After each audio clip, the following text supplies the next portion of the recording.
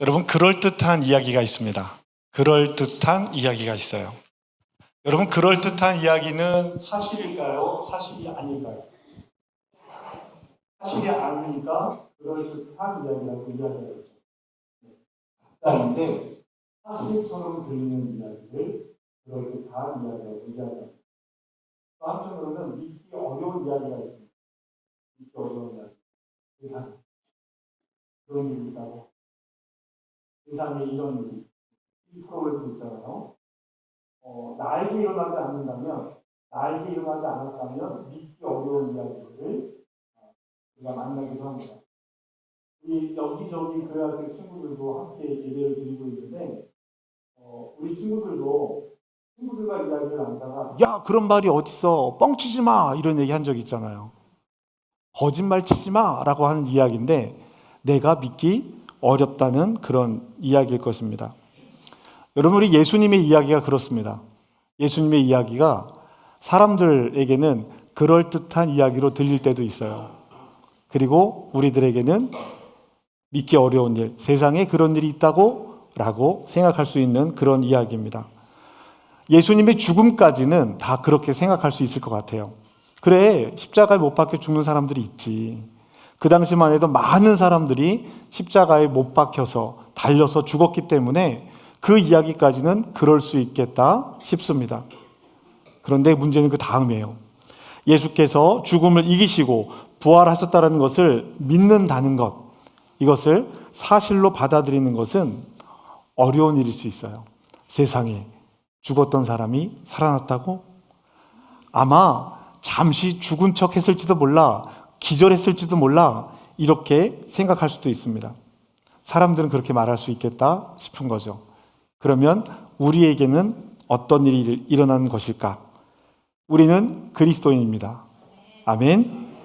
우리가 그리스도인이라고 하는 것은 예수님의 죽음과 부활 이후 우리의 삶을 통해서 증명되는 것이죠. 오늘 제가 부활절 새벽 예배 시간에 이렇게 인사하자고 권했었습니다. 예수님의 부활은 우리의 새 생명의 시작이니까 오늘 우리가 다 똑같이 생일입니다. 생일이에요. 거듭난 날입니다. 오늘 옆에 계신 분에게 인사합시다. 생일 축하합니다.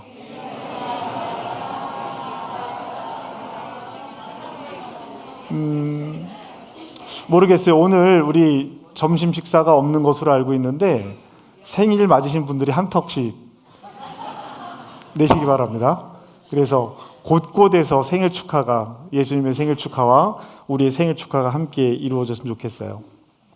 매년 이날을 기념하면서 우리가 영적으로 거듭날 수 있는 계기, 하나님께서 우리에게 주신 그 은혜를 돌아보는 이 시간이 되기를 주님의 이름으로 축복합니다.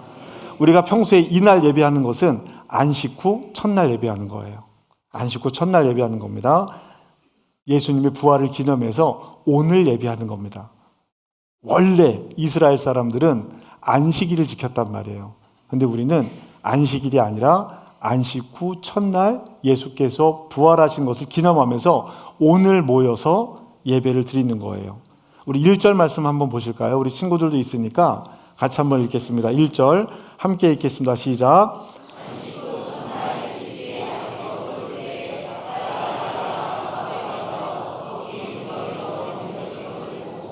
아멘. 자, 예수님께서 부활하신 것은 안식 후 첫날입니다. 안식 후 첫날. 그것을 기억하면서 예배를 드리는 겁니다. 예수님의 부활을 믿음으로 고백하는 일은 엄청난 일이에요. 오늘 우리 어린아이로부터 노년에 이르기까지 빽빽하게 이곳에 모여서 함께 예배를 드리는데 이 모임 자체가 놀라운 기적입니다. 여러분 믿으십니까? 지금 이 시간에 요 옆에 가면 아주 신나게 놀고 있을 거예요. 저도 밤에도 한번 나가보고 낮에도 한번 나가봤는데 내가 여기를 좀 나가서 끼고 싶은데 괜히 거기 끼어 있다가 우리 성도님들 지나가시다가 목사가 저 시간에 저기서 뭐하고 있나 그런 마음 가질까 봐 못 갔는데요. 너무 흥겨운 모습들이더라고요. 그런데 그 시간을 뒤로 하고 오늘 이 시간 주일 오전 11시에 이곳에 어린아이로부터 노년에 이르는 사람들이 이렇게 함께 앉아서 말씀을 나누고 예배를 드린다는 것, 이것이 기적입니다. 많은 사람들은 세상을 따라서 즐기는 것으로 이 날을 보내고 있다면 우리는 예배함으로, 예수님을 기억함으로 이 날을 보내는 것이죠. 오늘 성경에 등장하는 예수님의 가장 가까운 사람들의 모습을 한번 봤으면 좋겠습니다. 막달라 마리아는 예수님 곁에 늘 있던 사람이에요. 예수님의 십자가 앞에 맨 마지막까지 머물러 있던 사람입니다. 예수님의 시신을 모실 때도 막달라 마리아는 그 자리에 함께 있었어요. 예수님께서 말씀하신 것을 다 들었고 보고 배웠던 사람입니다. 그런데 그녀가 예수님의 무덤에 열린 것을 보고 베드로와 요한에게 가서 이 사실을 알립니다. 그리고 베드로와 요한은 빈 무덤을 확인했지만 이 문제를 해결하기 위해서인지 어떤 이유에서인지 제자들이 모여있는 집으로 돌아갔습니다. 그리고 이 무덤에는 홀로 여인이 남아있었죠. 그녀는 울면서 예수님의 빈 무덤을 살펴봅니다. 그리고 그때 천사를 발견하고 이렇게 이야기합니다. 12절 말씀 함께 읽어볼까요? 12절 읽겠습니다. 시작.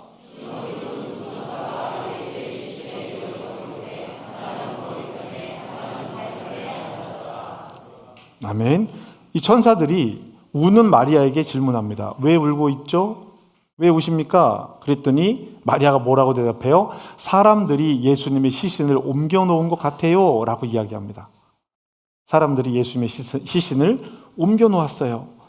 내가 어디에 옮겨놨는지 알지 못하겠어요 라고 얘기합니다.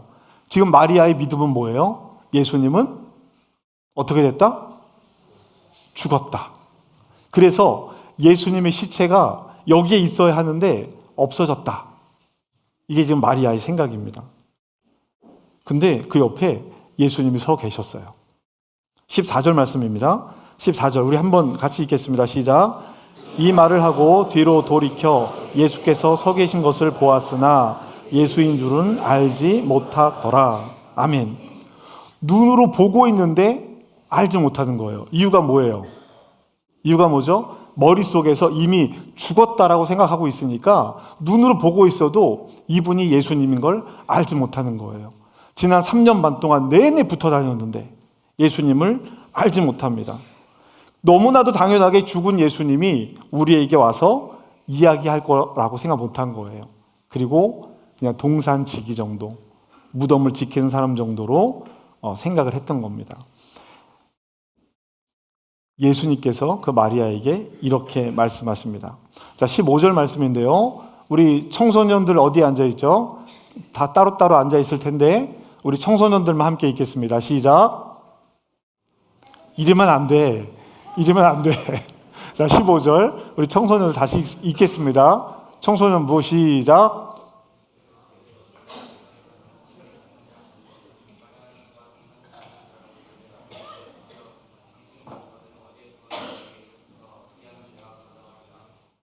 아멘. 내가 너를 사랑해. 오늘 우리 하율이가 기도를 했잖아요. 여러분 기도문 찬찬히 들어보시면 어떠십니까?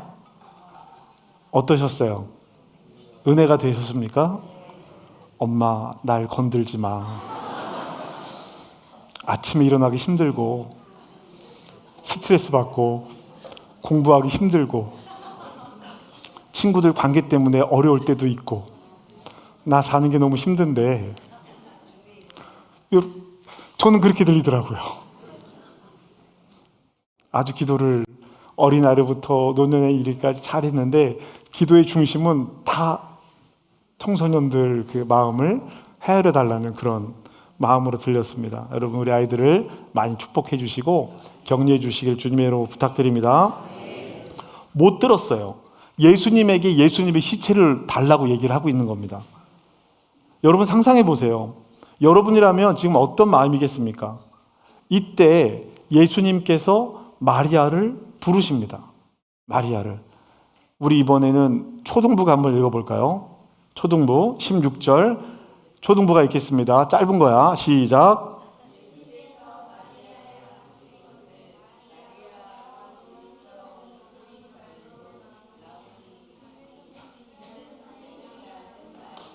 아멘. 그렇지. 용두삼위가 돼야 됩니다. 끝까지 이렇게 해야 돼요. 예수님께서 마리아의 이름을 부르자 마리아가 납비어라고 소리를 치는 거예요. 듣자. 요한복음에 보면 예수님께서 나는 양의 목자다. 나는 그의 이름을 알고 너희는 내 목소리를 안다라고 말씀하신 내용이 나와요. 여러분 그 내용이 떠오르셔야 합니다. 이제 알아차린 거예요. 예수님께서 마리아야 라고 이름을 부르자 예수님의 부활을 받아들였고 예수님의 말씀을 들을 준비가 되었던 것입니다. 그리고 이제 주님은 마리아에게 나를 만지지 말고 내 형제들에게로 가서 내가 아버지께로 올라갈 거야 라고 말을 하라고 전합니다.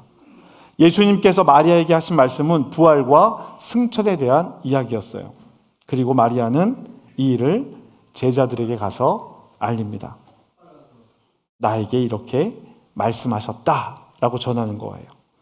이제 마리아에게 예수님의 부활은 그럴듯한 이야기가 아닙니다. 믿기 어려운 일이지만 믿는 일이 되었습니다. 왜 우리가 예수님의 부활을 믿어야 할까? 예수님의 부활이 뜻하는 것은 무엇일까? 그것은 이전과 이후 삶의 변화입니다.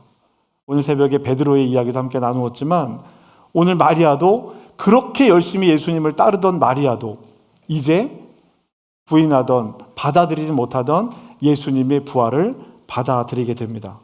누구냐고 묻지도 않아요. 당신이 진짜 예수님입니까? 묻지도 않습니까? 묻지도 않아요. 그냥 모든 것이 단번에 해결되었습니다. 주님께서 우리를 부르실 때 우리는 단번에 주님의 음성을 알아차릴 수 있을까? 네, 주님.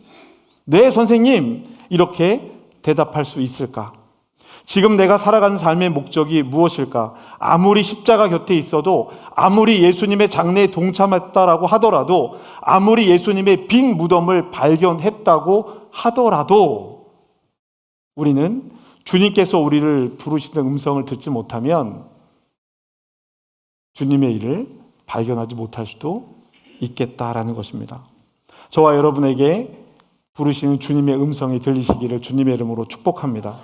그리고 내 삶이 그 음성 듣기를 간구하며 주님께서 하신 말씀으로 성숙하여서 주님께서 부르실 때 응답할 수 있는 그리스도인이 되기를 주님의 이름으로 축복합니다. 여러분, 그럴듯한 가짜 인생을 사시겠습니까?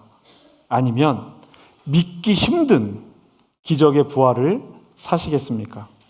내 마음대로 믿지 말고 내 욕구대로 따르는 것이 아니라 말씀대로 예수를 그리스도로 고백하며 살아가시는 저와 여러분 되시기를 주님의 이름으로 축복합니다. 기도하시겠습니다. 오늘 우리는 사망 권세를 깨뜨리고 다시 살아나신 예수 그리스도의 부활을 기뻐하며 예배합니다. 우리는 때로 세상이 말하는 그럴듯한 이야기에 속아 주님의 부활을 곁에 두고도 알아보지 못할 때가 참 많이 있습니다. 마리아가 동산지기인 줄로만 알았던 그분이 바로 나의 주님이었음을 깨달았던 것처럼 우리도 오늘 이 시간 우리 곁에 살아계신 예수님을 만나게 하여 주시옵소서. 마리아야 라고 부르셨을 때 모든 의심과 슬픔이 사라졌던 것처럼 고단한 일생을 살아가는 우리의 이름을 부르시는 주님의 세밀한 음성을 듣기 원합니다. 부활을 믿는다는 것이 단순히 지식에 동의하는 것이 아니라 내 삶의 주인이 바뀌는 사건임을 고백합니다. 내가 죽고 내 안에 그리스도께서 사시는 이 믿기 힘든 신비를 오늘 우리의 일상 속에서 증명하며 살아가게 하여 주시옵소서.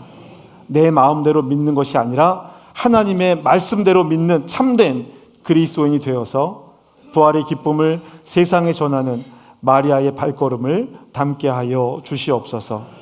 오늘 우리에게 허락하신 이 새 생명의 감격이 한 주간의 삶을 또 우리 일생의 삶을 이끌어가는 능력이 될 줄 믿으며 지금도 살아계셔서 우리와 함께 하시는 예수 그리스도의 이름으로 기도합니다. 아멘.